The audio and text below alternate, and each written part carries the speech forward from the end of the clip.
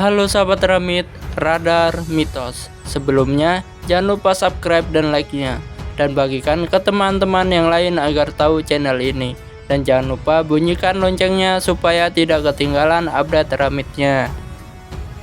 Perang Rusia di Ukraina belum juga usai. Kali ini pasukan Kiev terus melawan militer Moskow di kota Mariupol.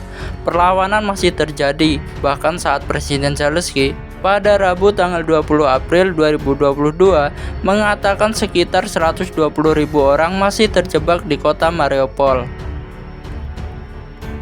Menurut informasi berbagai sumber, mereka menahan 120.000 orang di Mariupol yang terkepung. Kejahatan yang terjadi di sana jauh lebih menakutkan dan berskala besar daripada di Borodyanka, kata Zelensky saat berbicara bersama Presiden Dewan Eropa Charles Michel di Kiev. Seorang komandan Ukraina juga mengatakan situasi di pabrik baja kritis karena ratusan warga sipil berlindung di dalamnya.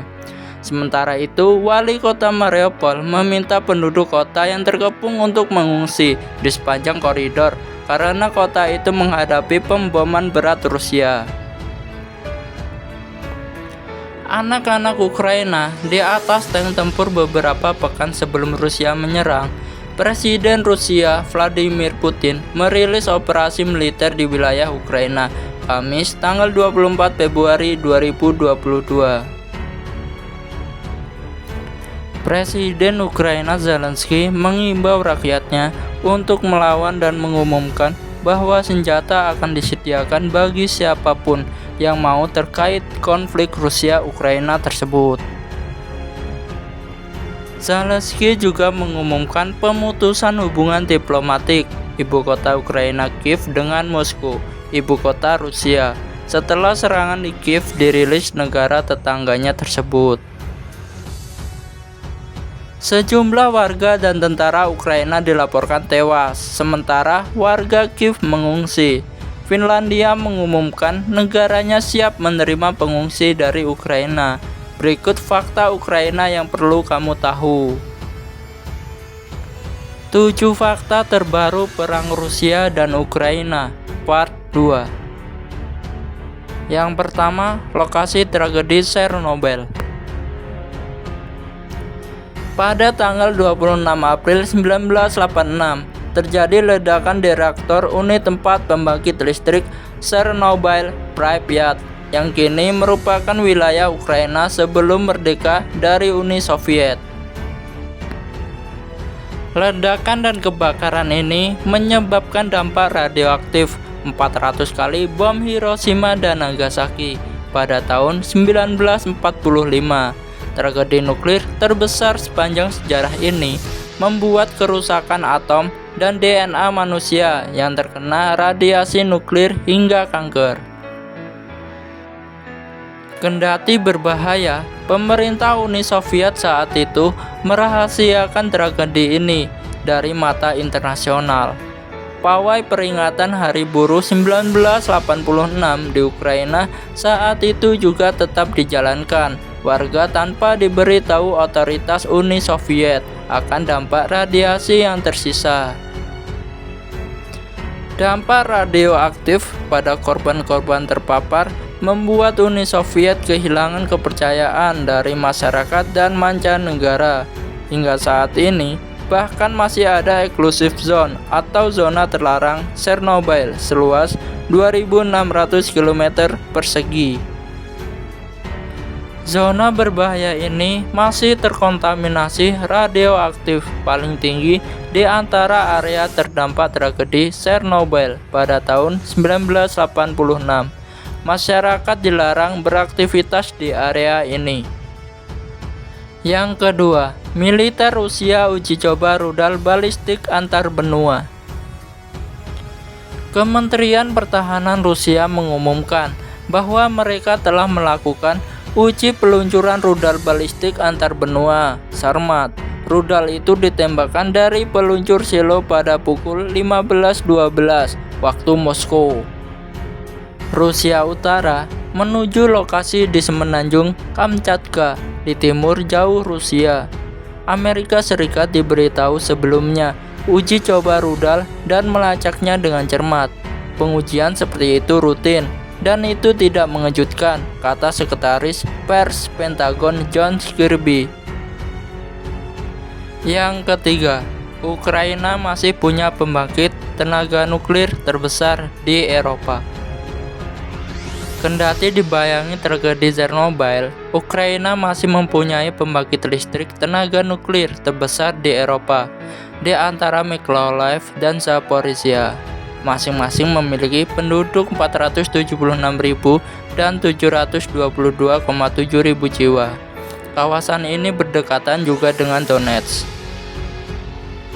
Ukraina saat ini memiliki 15 reaktor nuklir yang menghasilkan setengah kebutuhan listrik satu negara. Hampir semua jasa dan bahan bakar nuklir Ukraina diperoleh dari Rusia. Namun untuk mengurangi ketergantungan tersebut, Ukraina perlahan membeli bahan bakar dari Westinghouse. Yang keempat, Rusia terletak di dua benua. Masih berdebat di mana letak keberadaan Rusia.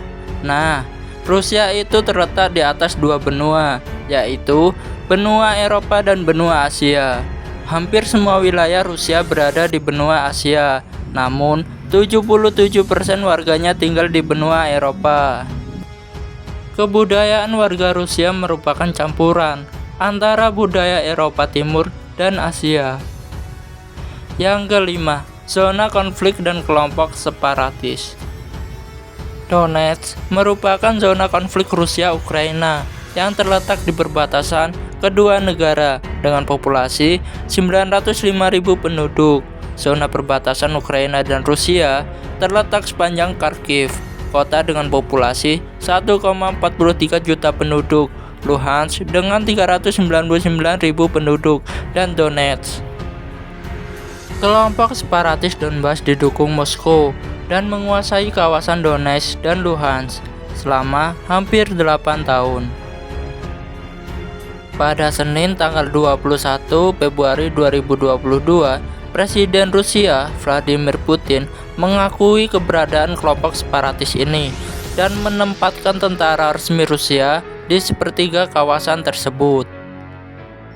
Presiden Rusia Vladimir Putin menamai kawasan Donetsk dan Luhansk tersebut sebagai People Republic atau Republik Rakyat untuk Warga Separatis. Pada hari yang sama, wilayah republik tersebut diakui oleh Kuba, Venezuela, Nicaragua, dan Suriah, serta wilayah kelompok separatis Georgia di South Ossetia dan Abkhazia. Saat ini, Rusia belum mengakui kawasan separatis ini sebagai batas negara terbaru. Namun jika diakui Rusia, maka pernyataan tersebut dapat berisiko memicu perang besar antara Moskow dan Kiev, ibu kota Ukraina. Yang keenam, Rusia adalah hutan raksasa. Rusia merupakan rumah bagi 815 juta hektar hutan. Ini merupakan hutan terluas di dunia. Sekitar 60% wilayah Rusia merupakan hutan, di mana setengah wilayah hutan ini tidak ditinggali manusia sama sekali. Yang ketujuh, kota terbesar di Ukraina dalam serangan. Kiev merupakan ibu kota sekaligus kota terbesar di Ukraina. Populasi kota yang juga dikenal dengan sebutan Kiev tersebut sebanyak 2,96 juta penduduk. Menteri Luar Negeri Ukraina Dmytro Kuleba melaporkan serangan bersenjata Rusia ke Ukraina, termasuk di Kiev, dalam rapat umum PBB di Amerika Serikat. Rabu, tanggal 23 Februari 2022 waktu setempat, warga Kiev meninggalkan kotanya untuk menyelamatkan diri. Jadi, seperti itu sahabat Ramit. Sampai di sini dulu ya. Jangan lupa subscribe dan like-nya, dan bagikan ke teman-teman yang lain agar tahu channel ini. Dan jangan lupa bunyikan loncengnya supaya tidak ketinggalan update Ramitnya. Bye.